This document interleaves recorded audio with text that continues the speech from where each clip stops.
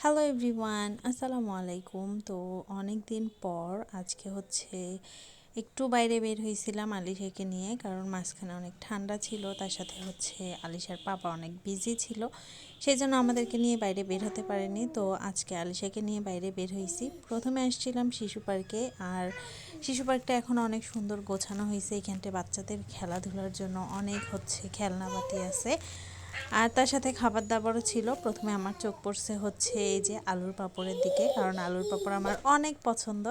তো এখান থেকে হচ্ছে আমি আলুর পাঁপড় নিয়ে নিয়েছিলাম, তারপরে কিছুক্ষণ হচ্ছে পার্কে ঘুরলাম। আর এই হচ্ছে পুরো পার্কটা।